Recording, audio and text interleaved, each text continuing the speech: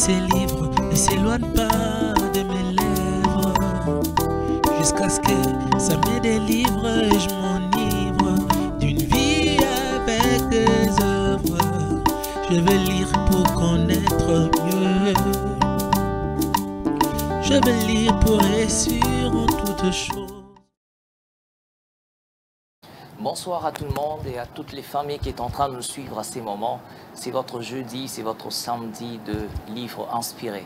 Nous avons pour l'honneur de vous recevoir et aussi d'être chez vous pour ces nouveaux numéros de livres inspirés, votre émission littéraire, culturelle, que vous avez toujours l'habitude de suivre et d'être toujours là pour nous voir avec ces merveilleux moments de livres inspirés. Aujourd'hui, nous avons l'honneur de recevoir une personne qui est précieuse pour nous et aussi nous avons partagé pendant ces moments de livres inspirés. Il s'agit d'un écrivain que nous avons rencontré et aussi c'est un bon monsieur qu'on aura le temps de partager, un bon frère qu'on aura le temps de partager aujourd'hui avec lui sur ces plateaux livres inspirés. Donc je salue déjà. Bonjour Isaac. Bonjour. Je suis très heureux de vous recevoir dans ces plateaux livres inspirés. Je suis honoré d'être là à ces plateaux. Vous avez essayé un peu de suivre cette émission Livres Inspirés et je pense qu'aujourd'hui, l'honneur est pour nous de vous recevoir. Quelles sont vos impressions par rapport à cette émission Livres Inspirés? Je suis épaté. Vous faites un travail remarquable dans cette belle œuvre. En tout cas, félicitations à vous, cher pasteur. Félicitations à vous. Comme d'habitude, on va commencer avec cette citation. On va nous balancer la citation du jour qu'on aura le temps de suivre. La citation dit ceci: la plus grande joie d'une armée, c'est le maintien de la victoire et non la victoire. Être saint est une bonne chose, mais se maintenir dans la sainteté est beaucoup plus mieux. Quelle est votre réaction par rapport à cette citation? D'abord, j'aime beaucoup ces deux citations. Sont vraiment très pertinentes. En fait, la plus grande joie d'une armée, c'est le maintien de la victoire et non la victoire. Et être saint est une bonne chose, mais se maintenir dans la sainteté est beaucoup mieux. En fait, ces deux textes sont en train de parler de la constance. Ouais. C'est très important de réussir, mais il est important de rester constant. Ouais. Là, on est en train de parler de défis qu'ils ont relevés. Ouais. Remporter des victoires, c'est un défi qu'on relève. Être saint, c'est un défi de chaque jour. Mais il est en train, surtout, l'auteur est en train d'insister sur la durée. Ouais. Il y a quelqu'un qui a dit un jour, le problème n'est pas d'être béni, mais de demeurer béni. Ouais. Moi, je crois que nous, enfants de Dieu, il est important de réussir, de remporter des batailles, mais il est autant important de demeurer dans la réussite. De demeurer dans la réussite. Avant qu'ils puissent aller très loin, on aura le temps de passer avec vous ici. Mais le téléspectateur doit un peu s'habituer avec vous, savoir un peu exactement qui est Isaac. Enfin, seulement que quand on aura parlé de vous, ça va, oh non, c'est ce milieu-là. Qui est réellement? Présentez-vous à un bon moment. Parce que c'est toujours difficile de se présenter, mais au moins, faites un effort de vous présenter. Qui est réellement Isaac Bekang? Merci une fois de plus, pasteur. Je pense que Isaac Bekang est un jeune, est un serviteur de Dieu. Je suis informaticien de formation et je suis en train d'apprendre à servir Dieu auprès de mon père spirituel, le pasteur Bishop Mukulumpa, à l'extension de l'église La Compassion à Mobutu. C'est un peu ça Isaac Bekang pour l'instant. Ok, c'est un peu ça. Vous avez dit que dans votre présentation, vous êtes écrivain aussi, vous êtes auteur. Nous commençons avec cette première question. Tout écrivain commence par être un lecteur acharné, un lecteur, un amoureux de la lecture. Je vais poser une question. Quel est le livre qui vous a tant inspiré dans la vie en dehors de la Bible? Oh là là. Alors, j'ai quand même pas mal de livres qui m'ont inspiré. Mais puisque vous insistez sur un livre, je pense que je vous proposerai un livre aussi. Non, vous pouvez nous proposer même 2, 3, mais on va insister sur un seul livre. Je suis quand même reconnaissant. Le Seigneur m'a fait grâce. Je suis tombé sur des ouvrages qui m'ont énormément aidé. Si je dois être très sincère, le premier, je dirais que c'est un livre de ce grand homme, Monsieur John Maxwell, Talent is not enough. En anglais, en français, on dit le talent seul ne suffit pas. je parlerai aussi du livre du pasteur Marcelo, Expérimenter sa présence. Sa présence, oui. Et enfin, je parlerai aussi du livre du pasteur Moïse Mbié, qui m'a énormément aidé, qui m'a énormément béni. Saison des réclamations. Les saisons des réclamations. Ok. Mais le premier livre qu'on parlait... Le premier livre, je préfère parler de celui de John Maxwell. John Maxwell. Les talents ne suffisent pas. Vous savez, pour réussir dans ce monde, en fait, ce livre, en bref, si je peux dire, il existe des éléments qu'il faudrait associer au talent pour rester performant. Comme vous venez de dire tout de suite ici, vous voyez, être saint est une chose, mais demeurer dans la sainteté en est une autre. Vous voyez cela? Ça veut dire le talent peut faire de vous un homme à succès, mais demeurer dans le succès, ça c'est une autre chose, c'est notre affaire. Au talent, il est important d'associer la passion, il est important d'associer la préparation. D'ailleurs, j'en ai parlé dans mon livre. Alors, il est important d'associer la concentration. Alors, il y a pas mal de choses comme ça qu'il faut emmener. Il faut associer au talent pour que le talent soit utile, mais que ça demeure. Comme on peut dire seulement qu'aujourd'hui, il ne s'agit pas seulement d'être talentueux, mais aussi d'avoir aussi des mentales solides. Yep. Avoir la capacité peut-être de persévérer outre que votre talent, on peut dire ça. Exactement. On va aller encore plus loin, parler toujours de votre amour avec la lecture, avec le livre. C'est comme ça qu'on commence notre émission. Selon vous, pourquoi est-il bon de lire? Pourquoi aimez-vous à lire? Pourquoi vous êtes tellement, je vais dire, nagé dans ce monde de la lecture? Comment vous nagez dans ce monde de la lecture? Vous commencez à lire. Comment l'amour de la lecture était-il né dans votre vie? Quelle est votre histoire dans la lecture? Ce soir, on sera vraiment sincère. Je dois dire que la lecture n'a pas été un amour pour moi au début de ma vie. Mais il y a un tournant, il y a eu un tournant. Il y a quelque chose qui s'est passé qui a fait en sorte que qui a développé en fait mon amour pour la lecture. C'est notamment à l'époque, pendant que j'étais en train d'apprendre l'anglais. J'apprenais l'anglais dans un lieu à Kinshasa, ici, dans un centre à Kinshasa, ici. Ça m'avait énormément aidé. Et c'est à cette époque que je m'étais plongé dans la lecture. Je commençais à tout lire en anglais. Et c'est comme ça j'ai commencé à développer cet amour pour la lecture. J'ai commencé à lire et je ne me suis jamais arrêté jusqu'à aujourd'hui. Et par exemple, aujourd'hui, quelqu'un pour aussi savoir comment avez-vous rencontré cet amour-là avec le livre?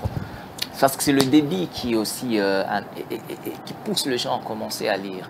Comment avez-vous commencé? Le début, c'était comment? Vous savez, c'était pas facile. C'était pas facile. Je devais m'habituer et surtout, ça demande quand même beaucoup de concentration. Ouais. Et aussi, ça demande beaucoup d'abnégation. Il est important parfois de s'éloigner, de s'isoler pour plonger dans la lecture. Ouais. Et j'ai béni Dieu énormément parce que ça me revient à l'esprit. Moi, il y a l'un de mes grands frères, j'ai eu la grâce d'avoir de grands frères merveilleux. Un de mes grands frères qui m'a offert 2 livres.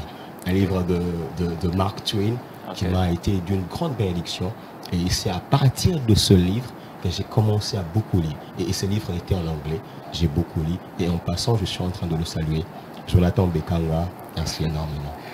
Vraiment, c'est pour nous toujours un honneur de nous rappeler qu'il est nécessaire de lire et de continuer à lire. Vous ne savez pas qu'est-ce que l'avenir vous attend quand vous rencontrerez un livre de votre destinée. Je dis souvent que vous pouvez rater un véhicule ou un bus, mais quand vous ratez par exemple un livre de votre destinée, vous pouvez aussi causer du tort. Aujourd'hui, par exemple, nous avons l'honneur avec l'écrivain Isaac. On va partager son livre aussi. Le terme de notre mission, c'est « Je cherche parmi eux un homme ». Donc, il a écrit ce merveilleux livre. C'est avec ce livre ici qu'on va essayer d'échanger tout au long de cette émission « Livre inspiré ». La première question, je pourrais commencer avec ça.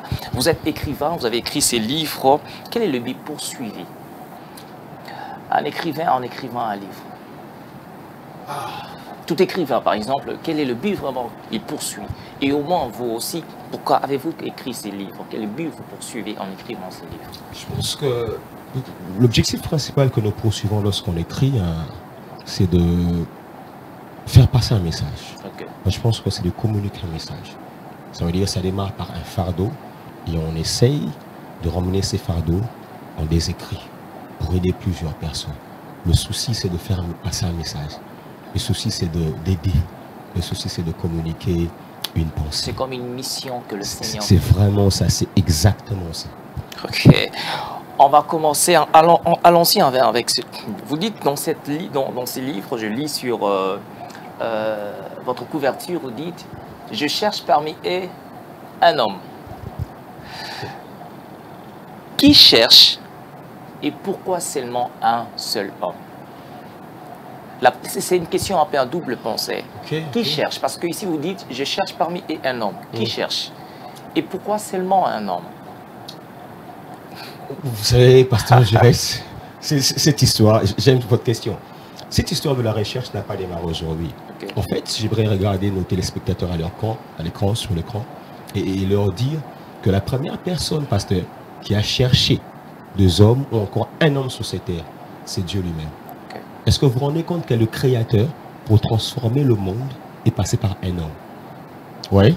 Ça veut dire l'homme est la plaque tournante de l'œuvre de Dieu sur la terre. Parce que l'Éternel veut transformer, il prend un homme.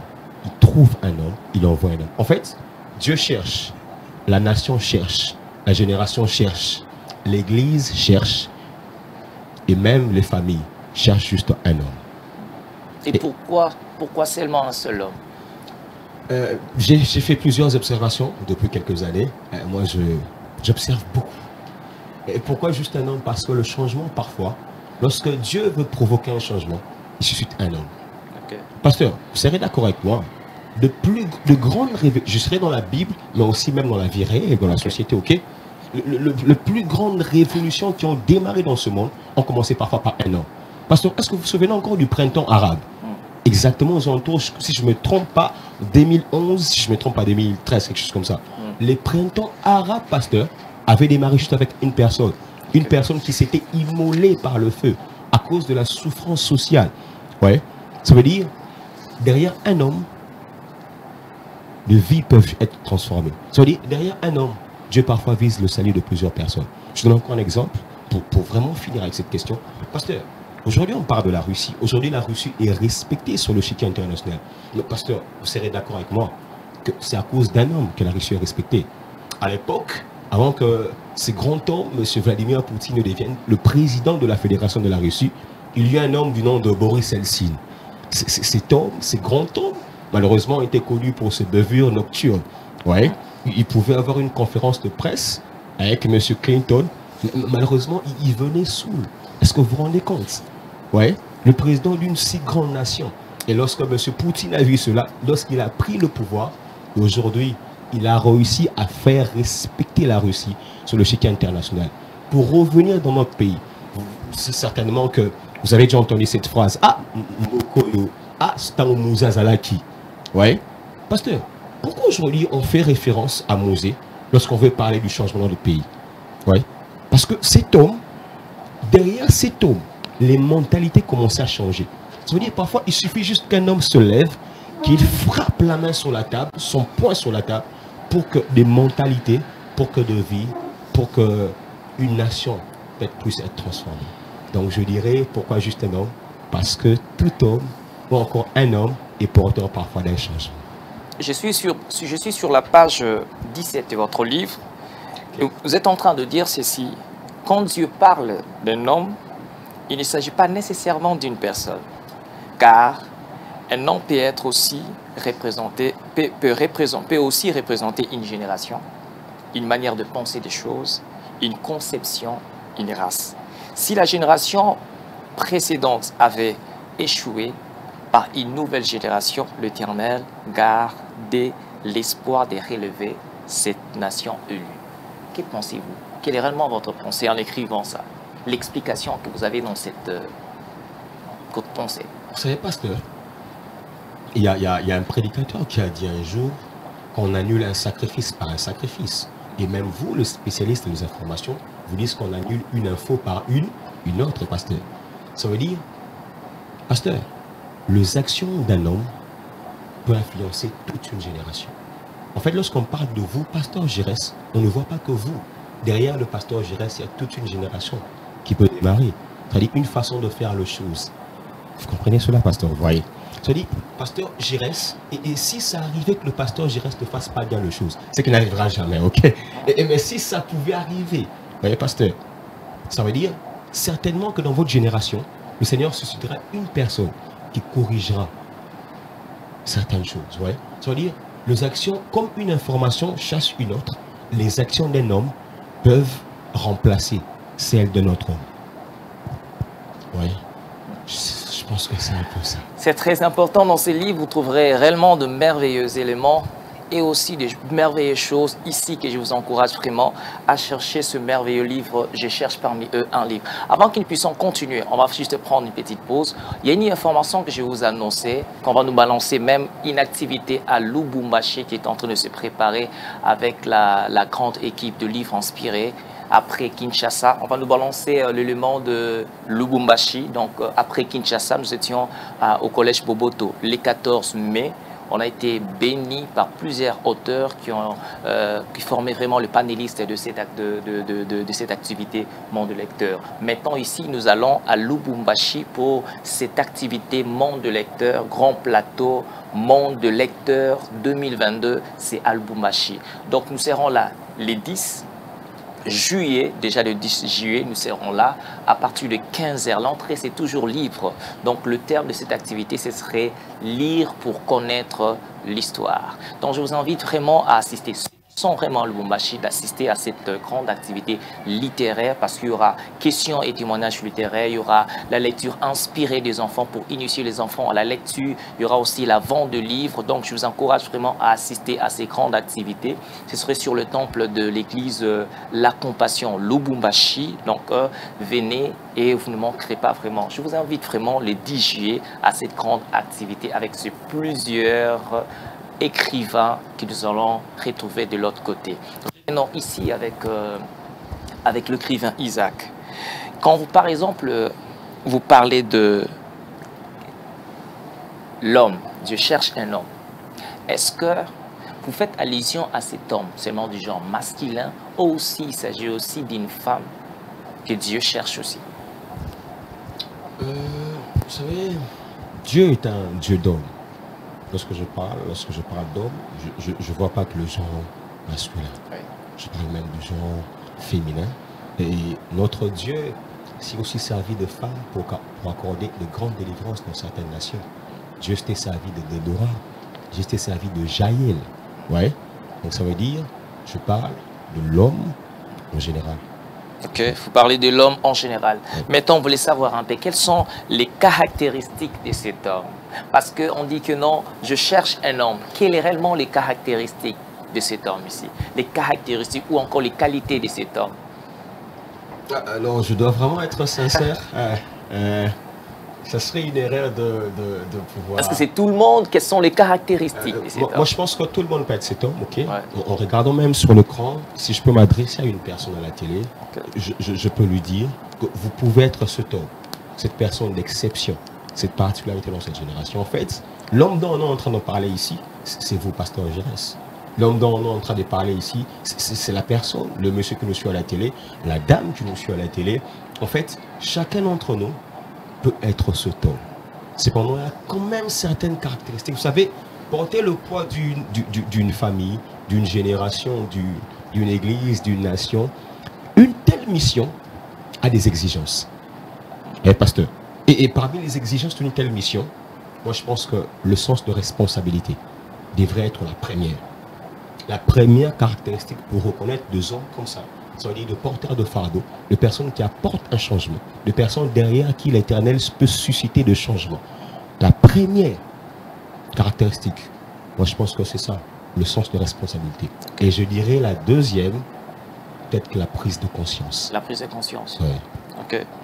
Vous savez, sur la page 54, vous êtes en train de dire ceci, l'appel est donc une séparation pour vivre la vie de Dieu. Vous dites l'appel est donc une séparation pour vivre la vie de Dieu. Qu'est-ce que vous voulez dire par là? Certainement, vous êtes en train de faire allusion au livre de Jean. Jean 10, si je ne me trompe pas. Et, vous savez, pasteur, plusieurs personnes disent que Dieu m'a appelé. Il parle de l'appel. Mais après, qu'est-ce qui se passe? Ouais. Parfois, nous ne comprenons pas l'appel. Ouais. La Bible est en train de dire, Jésus-Christ vient encore le bon berger, il appelle les brebis les unes par les autres, après leur nom.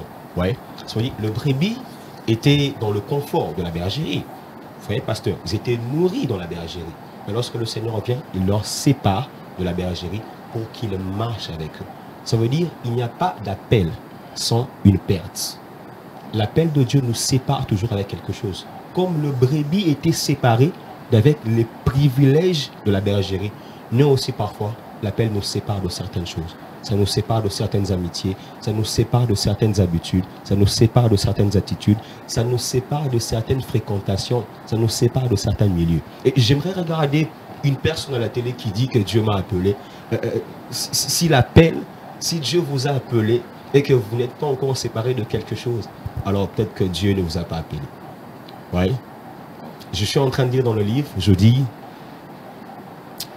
que l'appel parfois promène la solitude. Ça vous séparera de quelque chose pour vivre la vie de Dieu. Ouais. Dites-moi de quoi vous êtes séparés, je vous dirai si l'Éternel vous a appelé. Vous savez, une question que je suis en train de...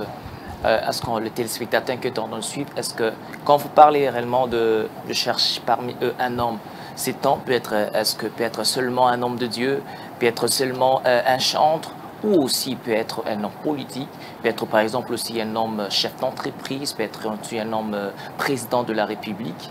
Est-ce que le sphère ou encore le domaine peut être un peu multiple lorsque vous parlez de « je cherche parmi eux un homme » ? Pasteur, vous savez, chercher cache l'idée d'une élection. Okay. Ouais. Chercher cache l'idée d'une élection. Ça veut dire celui qui cherche doit faire un choix. Ouais. En fait, je ne parle même pas d'homme de Dieu là-bas. Un homme, c'est juste un élu. Peu importe le domaine, dans la politique, dans la médecine, en fait, l'essentiel d'être l'homme du domaine. Okay. En fait, c'est ça, l'homme du domaine. Okay, dans votre église, que vous puissiez être l'homme du domaine. Okay. Dans la politique, que vous soyez cet homme que l'Éternel est en train de rechercher pour apporter un changement. Ouais, pasteur. Okay. Dans tout le domaine, Dieu cherche un homme. Et au travers de cet homme, il apporte un changement. Il transforme les autres. Parce qu'en fait, les hommes ne changent pas lorsqu'il y a... Les hommes ne changent pas par la masse. Les hommes changent là où il y a une référence. Okay. Ouais. Cet homme dont je suis en train de parler ici dans le livre, c'est une personne qui peut être une référence. Je vais aller plus loin, je vais renchérir une référence de qualité. Ok. Mais vous allez comprendre que sur le chapitre 4, vous commencez à parler de la particularité dans sa génération. Comment maintenant cet homme être une particularité dans sa génération? Alors comment être une particularité dans sa génération? Oui. J'ai eu beaucoup de temps à réfléchir là-dessus, sur ce que j'ai écrit. Et avec le temps, je me rends compte qu'il y a principalement une chose qui peut faire d'une personne une particularité dans sa génération. Certainement que Dieu peut nous faire grâce pour qu'un deuxième temps vienne, on ne sait jamais. Okay. Mais moi, je pense que la chose principale qui puisse faire d'une personne une particularité, une exception dans sa génération, moi, je pense que c'est la découverte de soi-même. Okay. Il y a un philosophe qui a dit, connais-toi toi-même. Oui. Celui qui se connaît, celui qui s'est découvert, saura son rôle dans une génération, dans une famille, dans une église. Ouais. Joseph connaissait son rôle pour sa famille. C'était lui qui apportait l'atmosphère. Joseph connaissait plutôt son rôle dans la maison de Potiphar. Dans la maison de Potiphar, il n'était pas appelé à être la femme de Potiphar. Il était appelé à être le porteur d'une atmosphère de la réussite dans la maison de Potiphar. Okay. Ouais. Il pouvait tout recevoir de Potiphar, mais il ne pouvait jamais toucher à la femme de Potiphar. Pourquoi? Il savait que son rôle n'était pas d'être le mari de cette femme. Son rôle était juste d'être un porteur d'atmosphère. C'est lui au travers de qui la maison de Potiphar prospère. Si on connaît qui on est, on saura quel rôle on devra jouer dans la génération, dans la famille. Vous savez, il y a certaines personnes qui s'ignorent aujourd'hui, qui se posent tellement certaines questions, ils se définissent par rapport aux circonstances. Quel est réellement le signe que peuvent les signes qui peuvent leur faire connaître qui sont les hommes que le Seigneur cherche. Pourquoi? Parce que peut être dans des circonstances difficiles ou encore dans des moments un peu compliqués, mais alors que vous êtes cet homme qu'on cherche, comment on peut, malgré ces difficultés, reconnaître par le signe que je suis un homme cherché? Je vais regarder une personne à la télé et lui dire, une personne qui se pose certainement de questions par rapport à sa famille, par rapport à sa génération, par rapport à son église, par rapport au groupe qu'il dirige. Et là, on est en train de se dire, c'est difficile. Comment faire? Comment y arriver? Monsieur, madame, écoutez. L'adversité est un signe pour reconnaître que vous êtes l'homme ou encore l'élu de Dieu. L'adversité est la prise de conscience. Ouais. L'adversité est la prise de conscience. Regardez David, il vient sur le champ de bataille. Il y avait plusieurs personnes qui étaient là, mais personne n'était capable d'affronter Goliath. Et je vous rappelle, Goliath était en train de dire, donnez-moi un homme. Goliath ne demandait pas une famille, il ne demandait pas une nation. Il ne demandait même pas un roi. Est-ce que vous vous rendez compte? Parfois, Dieu ne demande pas des hommes qui ont des titres dans nos familles. Il ne demande pas des hommes qui ont des titres dans les nations. Il demande parfois une personne, un homme auquel on ne fait, peut-être on ne remarque même pas parfois. Ouais. Et lorsque David s'est présenté, c'est au milieu de l'adversité qu'on a découvert que David était l'homme que l'Éternel cherchait pour apporter la solution à l'époque. Ouais. Ça veut dire l'adversité est un grand signe pour reconnaître votre rôle à jouer dans une génération, mais aussi la prise de conscience. Lorsque vous êtes David et que vous arrivez sur le champ de bataille, et vous ne posez plus de questions. Ça ne sera pas Eliab qui va le faire. Ça ne sera même pas le roi qui va le faire. C'est à toi, David, de le faire. Fini Goliath. Ce serait pas... C'est seulement vous qu'on est en train de parler ici, qui est en train de le suivre. Maintenant, on peut demander où trouver ces livres ici. Où on peut trouver ces livres ici, le gens qui est en train de nous suivre. Merci beaucoup. Le livre est disponible dans 2 endroits principalement. Vous trouverez les livres dans mon église. À l'église de la Compassion Extension Maman Mobutu. Vous trouverez aussi les livres à l'église La Borne, à la librairie de l'église La Borne Parole du Salut Gombe. C'est là que vous trouverez les livres. Et maintenant, les gens qui sont par exemple à l'extérieur, ils peuvent trouver ça où? C'est déjà dans le jour qui arrive, le livre sera mis sur Amazon en ligne et ils pourront s'en procurer facilement. Moi, je vous encourage. Nous sommes dans notre rubrique à lire. Je vous recommande réellement de livres à lire et nous sommes toujours à lire. Voici notre table de littérature aujourd'hui. Il y a tellement de livres que je vous recommande. Je recommande Jean-Claude Ndagano sur les premières choses en premier. Je vous recommande le livre sur de William Kimbingwa, La mentalité de vainqueur. Il y a tellement de livres ici que je vous recommande aussi le livre aussi de Pasteur Gédéon, La mission de l'Église. Je vous recommande vraiment autant de livres ici qui est sur notre table de littérature. Donc nous sommes en train de chuter, mais avant que nous puissions terminer, je vous rappelle encore, on va nous balancer cette affiche de Lubumbashi. Nous serons là les 10 juillet.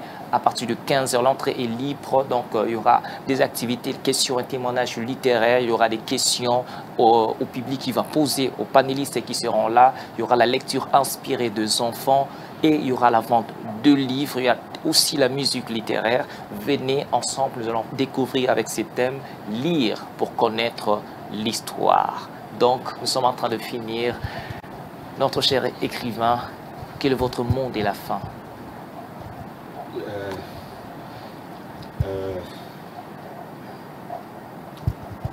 Merci beaucoup, pasteur, pour cet honneur, pour cette invitation et surtout pour cette marque de confiance. Mon mot de la fin s'adresserait à une personne qui nous suit. Si je peux résumer ce livre, je dirais que derrière un homme, je vise le salut de plusieurs personnes. Le changement parfois ne démarre pas lorsque il y a un groupe. Le changement démarre lorsqu'un homme se lève. Avec détermination, le changement se démarre lorsqu'un homme se lève avec un souci. Ouais. Plusieurs personnes qui me suivent ont un souci par rapport à leur famille, ont le fardeau. Ce souci encore, ce fardeau est un signe que le Seigneur vous appelle à être cette personne d'exception. Vous pouvez être un sauveur de génération. Vous pouvez être cet homme qui influence des générations. Vous pouvez être cette personne d'exception. Écoutez, moi je crois que vous qui nous suivez, pouvez faire la différence. Et j'ai même envie de prier, de dire à une personne, au nom de Jésus-Christ, fais la différence et sois la différence. Fais la différence et sois la différence, c'est le monde qui le sépare avec vous. Donc je vous donne rendez-vous pour la semaine prochaine pour un autre numéro de livre inspiré. Donc cherchez ce livre ici de Isaac. Je cherche parmi eux un homme. Donc je vous donne bientôt. Cette émission, vous pouvez le trouver aussi dans notre chaîne YouTube, Livre Inspiré. Vous pouvez vous abonner pour que à la prochaine émission, que vous ne pouvez pas manquer, c'est l'émission, les autres numéros. Donc à la semaine prochaine pour un autre numéro. Restez bénis. À très bientôt.